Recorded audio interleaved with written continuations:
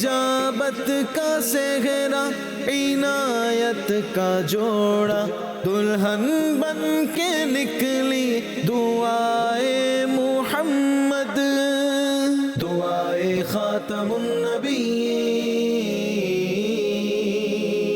अल्हम्दुलिल्लाहि रब्बिल आलमीन वस्सलातु वस्सलामु अला खातमिन नबिय्यीन, अम्मा बाद फ़अऊज़ु बिल्लाहि मिनश शैतानिर रजीम, बिस्मिल्लाहिर रहमानिर रहीम, अस्सलातु वस्सलामु अलैका या रसूलल्लाह व अला आलिका व अस्हाबिका या हबीबल्लाह, अस्सलातु वस्सलामु अलैका या नबिय्यल्लाह व अला आलिका व अस्हाबिका या नूरल्लाह। अल्लाह करीम के आखिरी नबी मोहम्मद अरबी सल्लल्लाहु तआला अलैहि व आलिहि वसल्लम ने इरशाद फरमाया, जब दो दोस्त आपस में मिलते हैं और मुसाफहा करते हैं और नबी पर दुरूद पाक पढ़ते हैं तो उन दोनों के जुदा होने से पहले पहले दोनों के अगले पिछले गुनाह बख्श दिए जाते हैं। सल्लू अलल हबीब सल्लल्लाहु अला मुहम्मद सल्लल्लाहु अलैहि व आलिहि वसल्लम। नाज़रीन, सिलसिला दुआए खातमुन नबिय्यीन में खुश आमदीद। हज़रत अबू हुरैरा रज़ियल्लाहु ताला अन्हु से रिवायत है कि नबी रहमत शफ़ी उम्मत सल्लल्लाहु अलैहि व आलिहि वसल्लम ने इरशाद फरमाया,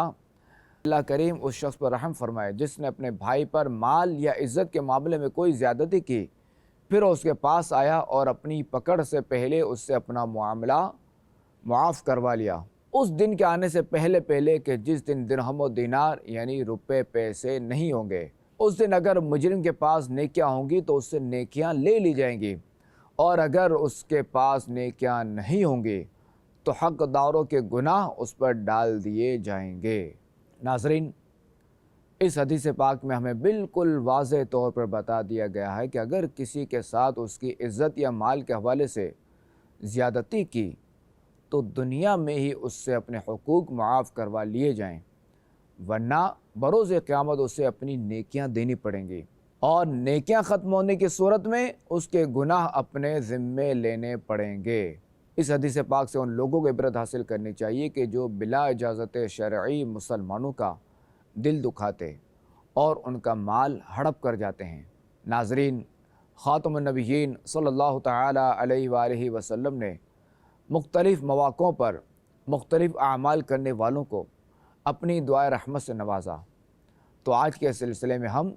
लोगों से अपने हुकूक मुआफ़ करवाने वाले शख्स के बारे में दुआए मुस्तफ़ा सुनेंगे। एक हदीस आप सुन चुके और मज़ीद याद रहे कि दीन इस्लाम अमन व सलामती का दर्स देता है, मुआशरे से ज़ुल्म व ज़्यादती मिटाता है और एक दूसरे के हुकूक का ख़याल रखने की तरग़ीब दिलाता है। चुनाचे एक हदीस पाक में ख़ातमुन नबिय्यीन सल्लल्लाहु तआला अलैहि व आलिहि वसल्लम ने काबा मुशर्रफ़ा को मुखातब करके इरशाद फरमाया, मोमिन की हुर्मत यानी इज़्ज़त तुझसे बढ़कर है। नाज़रीन, गौर कीजिए, काबा शरीफ को बैतुल्लाह यानी अल्लाह करीम का घर कहा जाता है। पूरी दुनिया के मुसलमान इस बरकत वाले घर का तवाफ़ करने के लिए दूर दूर से हाज़िर होते हैं, लेकिन ख़ातमुन नबिय्यीन सल्लल्लाहु अलैहि व आलिहि वसल्लम ने काबे शरीफ को मुखातब करके इरशाद फरमाया, मोमिन की हुर्मत तुझसे बढ़कर है। आइए मोमिन की इज़्ज़त और उसके माल के तहफ़्फ़ुज़ के हवाले से एक और हदीस पाक सुनते हैं। चुनाचे हज़रत अबू हुरैरा रज़ियल्लाहु ताला अन्हु से रिवायत है कि अल्लाह करीम के आखिरी नबी सल्लल्लाहु ताला अलैहि व आलिहि वसल्लम ने इरशाद फरमाया, मुसलमान मुसलमान का भाई है, ना इससे ख़यानत करे, ना उससे झूठ बोले और ना उसे रुस्वा करे। हर मुसलमान की इज़्ज़त, माल और जान दूसरे मुसलमान पर हराम है। ख़ातमुन नबिय्यीन सल्लल्लाहु तआला अलैहि व आलिहि वसल्लम ने अपने मुबारक दिल की तरफ इशारा करते हुए फरमाया, तक़वा यहाँ है। फिर इरशाद फरमाया, किसी भी इंसान के बुरा होने के लिए इतना ही काफ़ी है कि वो अपने मुसलमान भाई को हक़ारत की नज़र से देखे। तो नाज़रीन, हमें भी चाहिए कि अपने मुसलमान भाई की इज़्ज़त का ख़याल रखें, उसके माल की भी हिफाजत करें, उसकी जान भी हमसे महफूज और सलामत रहे। बिला इजाज़त शरई मुसलमानों की इज़्ज़त ख़राब करने वालों, उन पर जुल्म करने वालों और नाहक तौर पर उनका माल खाने वालों को इस हदीस पाक पर अच्छी तरह गौर कर लेना चाहिए कि अल्लाह करीम के आखिरी नबी सल्लल्लाहु तआला अलैहि वसल्लम ने एक दिन अपने सहाबा-ए-किराम अलैहिम रिदवान से इरशाद फरमाया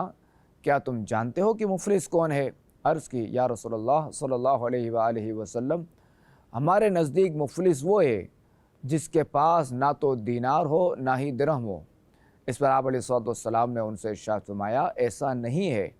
بلکہ مفلس تو وہ ہے جو قیامت کے دن نماز، روزے، زکوٰۃ اور صدقہ لے کر آئے گا، لیکن اس نے کسی کو گالی دی ہوگی، کسی کو تھپڑ مارا ہوگا، کسی کا مال دبا لیا ہوگا اور کسی کا خون بہایا ہوگا، تو اسے اس کی نیکیاں دے دی جائیں گی۔ اور پھر ایک شخص آئے گا، اسے بھی اسی طرح اس کی نیکیاں دے دی جائیں گی، یہاں تک کہ لوگوں کے حقوق ادا کرنے سے پہلے ہی اس کی نیکیاں ختم ہو جائیں گی، پھر اسے ان کے گناہ دے دیے جائیں گے، تو ان لوگوں کے گناہوں کی وجہ سے جہنم میں پھینک دیا جائے گا۔ یہی شخص مفلس ہے۔ تو ناظرین، سنا آپ نے کہ جو کسی مسلمان کو ناحق ستائے گا، اس کا دل دکھائے گا اور اس کا مال ہڑپ کرے گا، تو قیامت کے دن وہ بد نصیب مفلسوں یعنی محتاجوں کی فہرست میں شامل ہوگا۔ یاد رکھیے کہ قیامت کی محتاجی دنیا کی محتاجی سے بہت زیادہ شدید ہوگی۔ ذرا غور کیجئے، اگر کوئی شخص سردی گرمی کی مشقت برداشت کرتے ہوئے پابندی سے 5 نمازیں باجماعت پڑھے، رمضان شریف کے سارے روزے رکھے، زکوٰۃ اور خیرات سے لوگوں کی مدد بھی کرے، لیکن بروز قیامت مسلمانوں کو ناحق ستانے، بلا اجازت شرعی ان کا دل دکھانے اور ناحق ان کے مال پر قبضہ جمانے کے جرم میں اس کی ساری نیکیاں لے لی جائیں اور پھر نیکیاں ختم ہونے کی صورت میں دوسروں کے گناہ اس کے سر پر ڈال دیے جائیں اور معاذ اللہ جہنم میں داخلے کا فیصلہ سنا دیا جائے، تو اس وقت اسے کتنی شدید حسرت لاحق ہوگی اور کیسا افسوس ہوگا۔ ہم اللہ کریم سے دنیا و آخرت کی مفلسی اور محتاجی سے پناہ مانگتے ہیں۔ ناظرین، بدقسمتی سے آج کل بہت سے لوگ قرض کے نام پر لوگوں کے ہزاروں بلکہ لاکھوں روپے ہڑپ کر جاتے ہیں۔ شاید ابھی تو انہیں یہ سب آسان لگ رہا ہو، لیکن قیامت میں بہت مہنگا پڑے گا۔ چنانچہ امام اہل سنت سید اعلیٰ حضرت امام احمد رضا خان علیہ رحمت الرحمن کے فرمان کا خلاصہ ہے کہ جو دنیا میں کسی کے تقریباً 3 پیسے دین یعنی قرض دبا لے گا، بروز قیامت اس کے بدلے 700 باجماعت نمازیں دینی پڑ جائیں گی۔ ناظرین، سنا آپ نے کہ جو دنیا میں کسی کے تقریباً 3 پیسے قرض دبائے گا، اسے قیامت کے دن اس کے بدلے 700 باجماعت نمازیں دینی پڑیں گی۔ بدقسمتی سے آج کل بہت سے لوگ قرض کی ادائیگی میں غفلت و سستی کا شکار دکھائی دیتے ہیں، بالخصوص چھوٹی موٹی رقموں کو معمولی سمجھ کر واپس کرنے کا خیال ذہن سے نکال دیتے ہیں، حالانکہ قرض دینے والا بعض اوقات اپنا چھوٹا موٹا قرض بھی معاف نہیں کرتا اور اسے اپنے دیے گئے قرض کی واپسی کی امید ہوتی ہے۔ قرض کی معمولی رقموں کو جان بوجھ کر کھا جانے والوں کو یاد رکھنا چاہیے کہ بروز قیامت ہر شخص کو نیکیوں کی ضرورت ہوگی، تو ایسے میں اگر قرض دینے والوں نے اپنے معمولی قرض کے بدلے ان سے نیکیوں کا مطالبہ کر دیا تو پھر ان کا کیا بنے گا؟ لہٰذا قرض کی رقم چاہے کتنی بھی معمولی ہو، اسے سستی کیے بغیر واپس کر دینا چاہیے۔ ناظرین، ہمارے معاشرے میں ناحق مال کھانے کی ایک صورت یہ بھی ہے کہ بہت سے لوگ دوسروں کے پلاٹوں، فلیٹوں، مکانوں، دکانوں اور زرعی زمینوں پر ناحق قبضہ کر کے بے چاروں حقداروں کو ان کی جائیداد سے بے دخل کر دیتے ہیں۔ ایسوں کی خدمت میں گزارش ہے کہ ان احادیث مبارکہ کو کان کھول کر سنیں اور بار بار غور کریں۔ اللہ کریم کے آخری نبی صلی اللہ تعالیٰ علیہ وآلہ وسلم نے ارشاد فرمایا، جس نے ناحق زمین لی، قیامت کے دن اسے یہ تکلیف دی جائے گی کہ اس کی مٹی اٹھا کر میدان حشر میں لائے۔ تو ناظرین، دوسروں کی جائیدادوں پر قبضہ کرنے والے بظاہر آپ کو اچھی زندگی گزارتے نظر آئیں گے، لیکن حقیقت میں وہ طرح طرح کی پریشانیوں کا شکار ہوں گے۔ لہٰذا اگر کسی کی جائیداد پر ناحق قبضہ کیا ہو، یا کسی کا قرض دبا لیا ہو، یا بلا اجازت شرعی کسی مسلمان کا دل دکھایا ہو، تو ان گناہوں سے سچی توبہ کر لیجئے، ناحق قبضہ ختم کر کے جائیداد اس کے اصل مالک کے حوالے کر دیجئے۔ کسی کا قرض دبایا ہو تو اسے واپس کر دیجئے اور اگر کسی کا دل دکھایا ہو تو اس سے معافی مانگ لیجئے کہ اسی میں دنیا و آخرت دونوں جہاں کی عافیت ہے۔ دیکھیے کہ رسول اللہ صلی اللہ تعالی علیہ وآلہ وسلم نے لوگوں سے اپنے حقوق معاف کروانے والے شخص کو اپنی دعا سے بھی نوازا ہے، لہٰذا لوگوں سے اپنے حقوق معاف کروا کر اس دعائے مصطفیٰ کے حقدار بن جائیے کہ اللہ کریم کے آخری نبی صلی اللہ علیہ وآلہ وسلم نے ارشاد فرمایا، اللہ کریم اس شخص پر رحم فرمائے